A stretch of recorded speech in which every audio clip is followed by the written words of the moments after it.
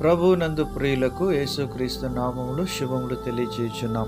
ఈ దినము హెబ్రోన్ క్యాలెండర్ వాగ్దానము. యెహోవాను గూర్చి కీర్తన పాడుడి, ఆయన తన మహత్యమును వెల్లడిపరిచెను, భూమి అంతటను ఇది తెలియబడును. యెషయా గ్రంథము 12వ అధ్యాయము 5వ చరణంలో దేవుడి మాటలు మనకు తెలియజేస్తున్నాడు.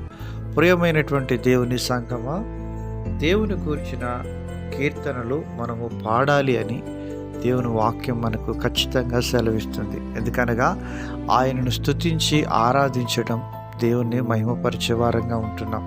ఈ విధంగా ఇశ్రాయేలీలు ఐగుప్తు బానిసత్వంలో నుంచి వారు ఎర్ర సముద్రంలో దేవుడు 2 పాయలుగా చేసి ఆరిన నేలపై దేవుడు వారిని నడిపించి ఐగుప్తు యొక్క గుర్రములను, రౌతులను, వారి రథములను సముద్రములో ముంచివేసి దేవుడు గొప్ప అద్భుతములను, ఆశ్చర్యకార్యములు చేసి తన మహత్యమును వెల్లడిపరుస్తూ వచ్చినాడు.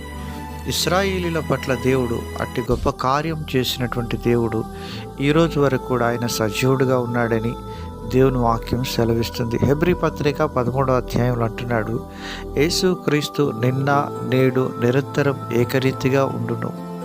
యుగయుగములు ఆయన ఒకే రీతిగా ఉంటాడు. ఆయన మార్పు లేనివాడు, ఆయన మార్పు చెందనివాడు. ఆయనలో చంచలత్వము గమనాగమనము వలన కలుగు ఏ ఛాయ అయినను లేదు అని ప్రభు వాక్యం సెలవిస్తుంది. ప్రియమైనటువంటి దేవుని ప్రజలారా, దేవుడు మహత్యమును చేసేటువంటి వాడుగా ఉంటున్నాడు. నీ యొక్క, నా యొక్క, మనందరి యొక్క జీవితాల్లో ఆయన తన మహత్యమును వెల్లడిపరచాలని కోరుతున్నాడు. యోహాను సువార్త 2వ అధ్యాయంలో ఆయన నీటిని ద్రాక్షారసంగా చేసి తన మహత్యమును వెల్లడిపరుస్తూ వచ్చినాడు. ఆయన అనేకులను, చనిపోయిన వారిని సైతం లేపుతూ వచ్చినాడు.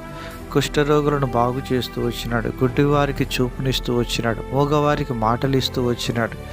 కుంటివారిని లేపి నడవ చేస్తూ వచ్చినాడు. ప్రియమైనటువంటి దేవుని ప్రజలారా, ఈరోజు నీ స్థితి ఎలాగుంటున్నదో, నీ స్థితిలో నుంచి నిన్ను లేవనెత్తి నిన్ను దీవించబోతున్నాడు. నిన్ను ఆశీర్వదించాలని దేవుడు కోరుతున్నాడు. నీలో ఉన్న విశ్వాసమును వదిలిపెట్టకు. ఆ విశ్వాసమును కలిగి ప్రభువును వైపు చూచినప్పుడు నీ జీవితంలో నువ్వు దీవించబడతావు. 38 సంవత్సరముల నుంచి బెతెస్దా కోనేటి దగ్గర కనిపెట్టుకుని ఉన్నటువంటి ఆ వ్యక్తిని దేవుడు తన విశ్వాసమును చూచి అతని యొద్దకు వచ్చి అతన్ని లేవనెత్తి నడిపించినట్లుగా మనం చూడగలుగుతున్నాం. ఎంతో కాలం నుంచి ఎదురు చూస్తున్న నీ యొక్క హృదయ వాంఛ దేవుడు తీర్చి నీ ద్వారా తన మహత్యమును లోకంలో కనపరచాలని దేవుడు కోరుతున్నాడు.